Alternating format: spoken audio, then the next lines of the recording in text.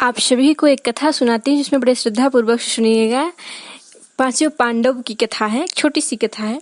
जब पांचों पांडव और संग द्रौपदी जी गई थी वनवास के लिए, 12 वर्ष का वनवास और 1 वर्ष अज्ञातवास के लिए, जब वहां से वापस 12 वर्ष का वनवास करके वापस आ रहे थे, तब द्रौपदी थोड़ा थकान महसूस कर रही थी, थक गई थी, तो बैठने का आश्वासन लिया।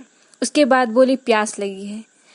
प्यास के लिए जल ढूंढना पड़ा। तब सहदेव को बोले कि इस वृक्ष पर चढ़ो और देखो कहीं आसपास क्या तालाब, नदी, सरोवर कुछ नजर आ रहा है या नहीं।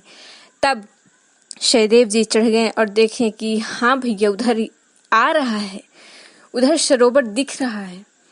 तब बड़े भैया युधिष्ठिर जी कहते हैं कि जाओ नकुल, थोड़ा जल लाना, द्रौपदी को प्यास लगी है। तब द्रौपदी गई। द्रौपदी के लिए जब जल लेने नकुल जी जाते हैं, तब वहां जब सरोवर के पास पहुंचते हैं, उनके जल ग्रहण करने से पहले ही एक देवता वहां पर थे। उन्हें दिखाई तो नहीं दिए, परंतु उन्हें आकाशवाणी हुई कि इस सरोवर से जल पीने के पश्चात पहले मेरे क्वेश्चन का आंसर दो, उसके बाद तुम जल ले जा भी सकते हो और पी भी सकते हो। तब उन्होंने हार ना मानते हुए और पहले जल ही पान कर लिया। उसके बाद उनके गले पर दर्द होते होते वो गिर गए, बेहोशी अवस्था पर आ गए। और फिर ऐसे सहदेव जी आए, भीम जी आए, अर्जुन जी आए, सभी आते गए और उनके प्रश्न का आंसर कोई नहीं दिया। सभी से वो कहते गए पहले मेरे प्रश्न का आंसर दे दो, उसके बाद तुम लोग जलपान कर सकते हो और ले भी जा सकते हो। परंतु उन्होंने नहीं सुना, अपने हठ पर, जिद पर अड़े रहे।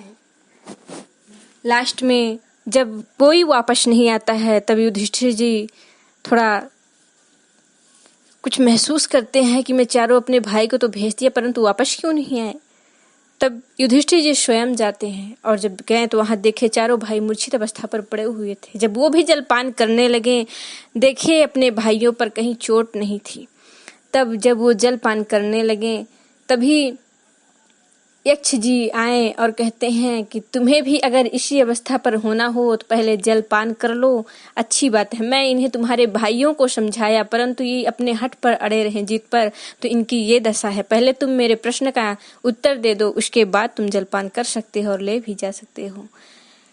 तब युधिष्ठिर जी ने कहा ठीक है, मैं कोशिश करूंगा, आप प्रश्न कीजिए। तब यक्ष जी प्रश्न करने लगे और द्रौपदी जी लोग सोच रही थी कि अब हमें अज्ञातवास में करना क्या है, कहाँ छिपना है। द्रौपदी जी सुभद्रा जी का केस संभालने लगी, अर्जुन जी उत्तरा जी को नृत्य सिखाने लगे और छोटे भैया लोग घुड़सवार पर और भीम भैया भोजन रसोई घर पर और बड़े भैया जी महाराजा उसी जहाँ पर द्रौपदी जी थी वहीं पर वो भी राजा महाराजा के कक्ष पर अपना कार्य सौंप लिए। सबका कार्य मिल गया और जो उधर दुर्योधन था, उधर सब इन लोग की खोजों पर अपने गुप्तचरों को भेजा करता था कि कहाँ हैं ये लोग, पता करने के लिए। इन लोग छिप गए, कोई इन्हें पहचानता नहीं था। उसके बाद जब यक्ष जी ने युधिष्ठिर जी से प्रश्न करने लगे, तब जल ग्रहण करने से पहले मेरे क्वेश्चन का आंसर दे दिए, तो इन्होंने हठ कर लिया कि पहले मैं जल ही ग्रहण करूंगा, उसके बाद फिर देखते हैं क्या होता है। तो अगर अब तुम्हें भी अगर इसी स्थिति पर आना हो तो जल ग्रहण कर लो, अगर मेरे प्रश्नों का उत्तर देना हो तो बता दो। तभी यक्ष जी प्रश्न करते हैं कि पृथ्वी से भारी क्या है माता? दूसरा, आकाश से ऊंचा कौन है पिता? पवन से भी तीव्र गति किसकी है मन की? संख्या में तिनकों से अधिक क्या है चिंता? मृत्यु के समीप हुए पुरुष का मित्र कौन है दान? धर्म, यश, स्वर्ग अथवा सुख का मुख्य स्थान क्या है? धर्म का मुख्य स्थान दक्षता है, यश का मुख्य स्थान दान है, स्वर्ग का मुख्य स्थान सत्य है, सुख का मुख्य स्थान शील है। मनुष्य की आत्मा क्या है? पुत्र। जगत को किस वस्तु ने ढक रखा है? अज्ञात ने। आलस्य क्या है? धर्म ना करना आलस्य है। सुखी कौन है? जो ऋणी ना हो। सच्चा स्नान कौन है? जो मन का मैल धो दे, वही सच्चा स्नान होता है। काजल से भी अधिक काला क्या है? कलंक।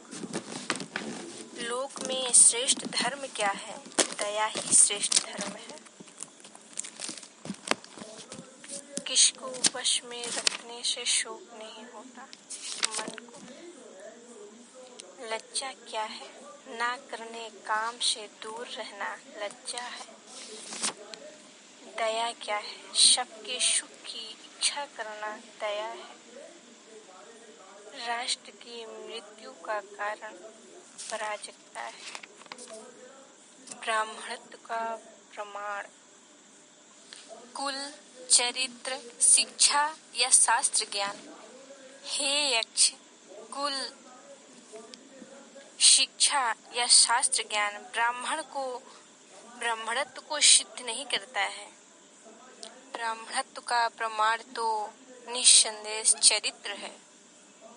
अच्छे चरित्र वाला शूद्र उस ब्राह्मण से चरित्र है जो जन्म से ब्राह्मण हो परंतु शास्त्रों का ज्ञान रखता हो, परंतु जिसका चरित्र अच्छा ना हो। धर्म क्या नरक में है? नहीं। वो क्या ऋषियों की विचारधारा में है? नहीं, क्योंकि किसी एक ऋषियों की विचारधारा से किसी दूसरों से नहीं मिलती है। उनमें मतभेद होता है। किसी ऋषि के पास संपूर्ण सत्य नहीं। तो धर्म का संपूर्ण सत्य कहाँ है? व्यक्ति के हृदय की गुफा में।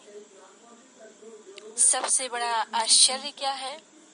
सबसे बड़ा आश्चर्य ये है कि मृत्यु जीवन का अंतिम सत्य है। यही सबसे बड़ा आश्चर्य है।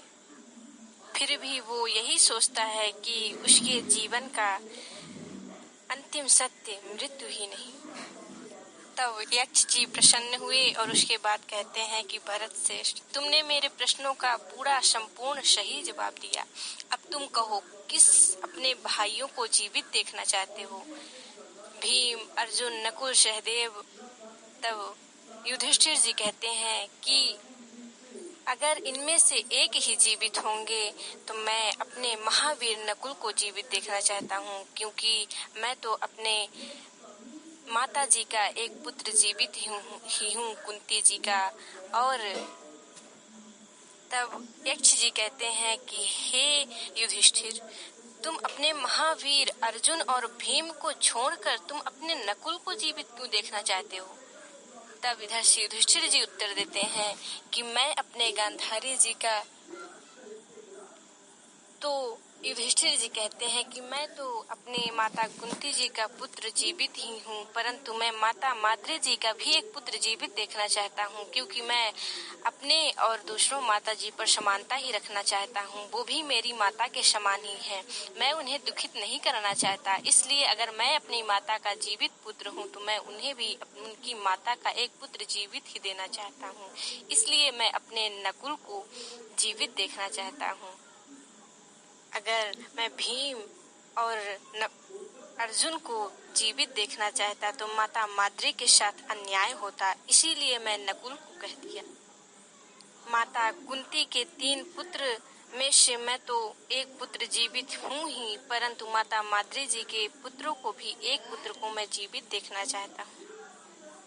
इसलिए क्योंकि माता माद्री जी ये ना सोचें कि मेरे साथ न्याय किया है, इसीलिए मैं अपने प्रिय अनुज नकुल को ही जीवित देखना चाहता हूँ। और अगर मैं ये कहता कि मैं तुम्हारे ही भाई को एक को और जीवित करना चाहता हूँ तो तुम किसका नाम लेते? तब युधिष्ठिर जी कहते हैं कि हे यक्ष, तब मैं सहदेव का नाम लेता, क्योंकि सहदेव सबको प्रिय है। वो मुझसे हम सभी से छोटा है। तब यक्ष जी प्रसन्न हुए और कहते हैं, तुम्हारे इस वाक्य से मैं बहुत प्रसन्न हुआ, तुम बहुत श्रेष्ठ हो, तुम्हारे संपूर्ण सारे भाई जीवित मिलेंगे। तभी युधिष्ठिर जी यक्ष जी को प्रणाम करते हैं और कहते हैं कि यक्ष, आप यक्ष तो हो नहीं सकते, आप जीवन दान ये दे ही नहीं सकते हैं, कृपया अपना वास्तविक परिचय दीजिए।